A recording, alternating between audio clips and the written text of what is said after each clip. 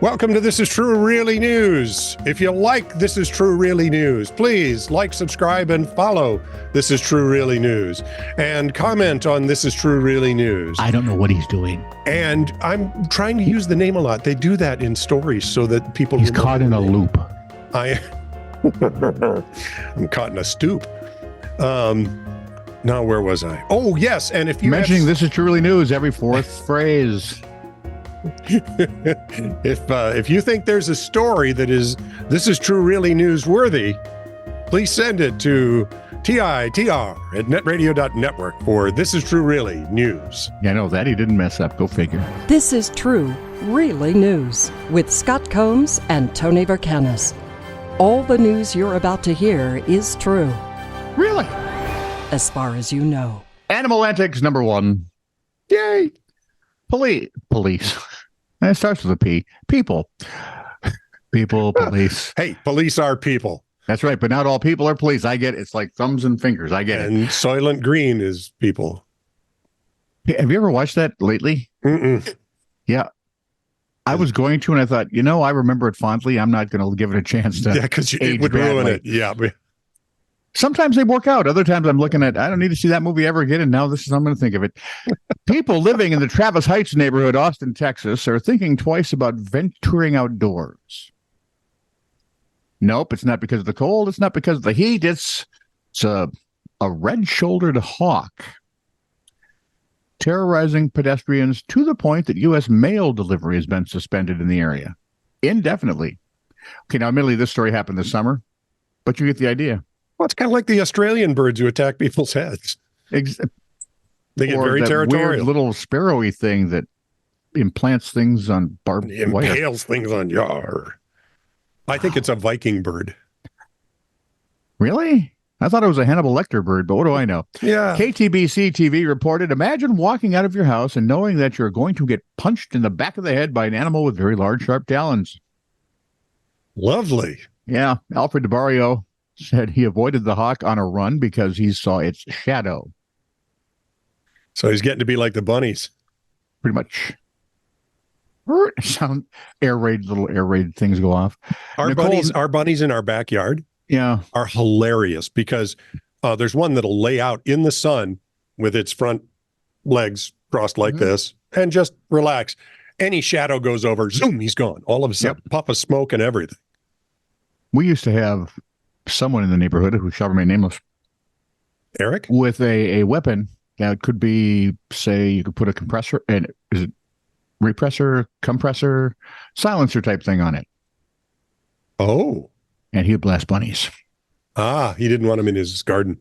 Anybody's garden. Yeah. So first we had shadow for 14 years. Yep. Apparently, vermin don't like large dogs. Mm-mm. Not understanding the large dog will never catch them because they can corner better. Yes. However, should he catch them, he plays rough. Yes. And he does just play, but he plays rough. Plays rough. So then our neighbor took over for the next many decades. And then we had someone move in next door, right behind us, who has a bunny for a pet. Oops. Yep. Who let the vermin out? Yeah, they're all back again with a vengeance. Apparently they didn't go anywhere or stop procreating. They just waited. No, they do that. They're always making more. So the red-shouldered hawk terrorizing pedestrians. Nicole Netherton of the Travis Audubon Society said the hawk is simply protecting its young. Duh. Trying to ignore them so that they can get their business and breeding done is probably the best advice. Sure as you have a very large animal with sharp talons aiming for your head. I have an answer. Sir? Bike helmets with little spiky things sticking out of them. That's what the Australians do. The Australians say crikey, and we don't do that. So, state and federal laws, by the way, protect migratory birds. Yes, they do. While the residents are asked to pick up their mail at a local post office until further notice, because apparently, even in Texas, well, it is Austin, right? Isn't that where they put all the liberals? Texas. Well, then it makes sense because we'd much rather inconvenience people than birds. Yeah. Wow. I still say I want the bike helmet. I do too, but I want just a mohawk. Ooh, there you go. Spikes. There you go. That way I can use it for other things. Such as? I don't have I can't tell you because, honestly, the statute of limitations is still up. So give me a couple of years. All right. All right, everybody aboard the Titter Wayback Machine. Gosh, Mr. Peabody. Way back to November 9th, 1989. Was I alive back then? Yeah, we were both alive back then. We remember this.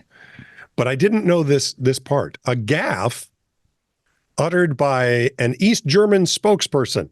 Now, back then, we had East and West Germany. The East. There were two of them. Yeah. Not for long in 89, by the way. It was. No, especially on that date. Yep.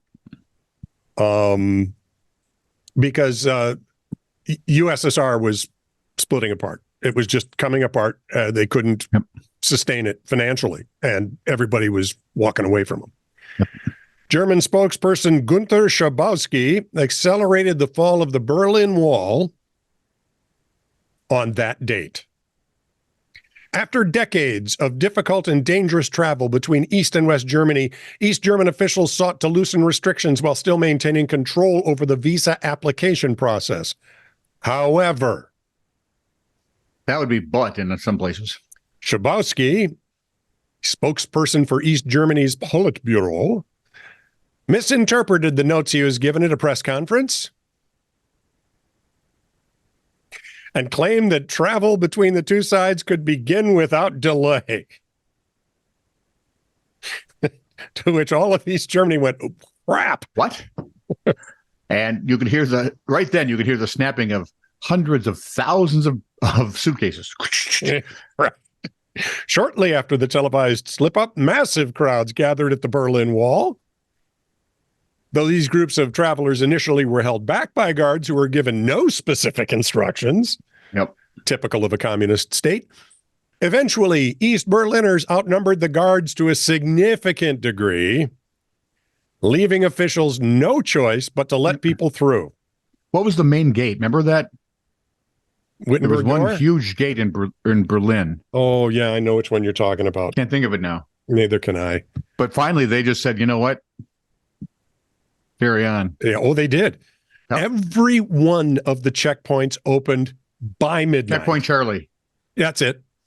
As people from the East freely traveled into West Berlin for the first time since the wall was erected in 1961. Yes, but didn't a lot of West Berliners go into East Berlin? Yes, it was cross-pollinating. The feeling of independence and celebration was palpable. As East Berliners... Palpable. You must say it because I apparently couldn't. East Berliners climbed the wall, destroyed it with hammers, and reunited with their neighbors in West Berlin. And every one of them said, "Ich bin ein Berliner." No, he didn't. None of them did. Kennedy's the only one that said that. Oh, really? What did I say? There's something grammatically wrong with what you said. Yes. He meant to say, "Ich bin Berliner," which means I am Berliner, or I'm from Berlin. He said, "Ich bin ein Berliner," which means I am a jelly donut. Maybe he wasn't wrong. Those little gaffes. Just, Mr. Gorbachev, tear this wall down. You jelly donut. See, at least Reagan was smart enough not to try to speak German, which is a fine poetic language.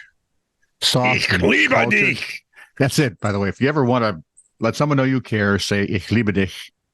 And if you ever want to frighten the snot out of them, say the same thing, but really loud. Because life is scary, too. A wedding at Maison Albion in Albion. Maison Albion? Okay. Sounds like a song name. It's Albion, New York. Oh, we're back to animal antics. Oh, boy. Well, of course. I'm sorry. When the wall went down, there were animal antics. Yes. Oh, it's amazing how some teenagers with shovels and little itty bitty hammers and sledgehammers, they took that wall down like bang, bang. Yeah, it was lovely. Oh, fun to watch. Where was I now? Oh, yeah, Albion, New York. A wedding recently sported an unexpected extra member of the wedding party.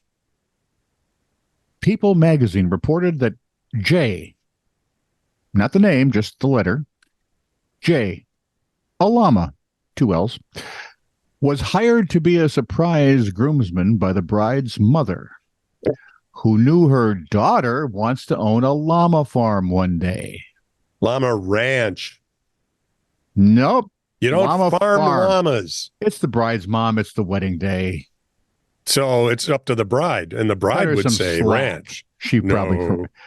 No, because by then the bride is frazzled to a T anyway, and it's like, can we leave now? Llama ranch dressing. They'll make it into a lip balm. Yep. Llama Adventures provided Jay and outfitted him in a tux that made him look as if he were wearing white gloves and standing on two legs. And he gamely stood. Hair in my lip balm. And we're back to the green tongue. And he gamely stood with the other groomsmen as the nuptials took place. I think I remember seeing pictures of this. Really? Photographer Kathy Kraft said the bride was absolutely delighted, and the guests thoroughly enjoyed it. Oh, good. I'm glad it worked out. Yeah. Well, my youngest granddaughter Riley hated it because her first introduction to a llama was getting spit at. And apparently her llama had good aim. Yeah. Well, spit back. She was like 4. Return fire. She would learn to spit for another 7 to 8 months. Take your diaper off and wipe it on him. She was...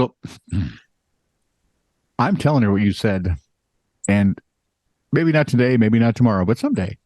She will hunt you down. I'm not afraid of that little midget. You probably should be. As long as she doesn't have a hockey stick in her hand, I think I'm okay. You probably should be. This is true, really news. Send email to TITR@netradio.network.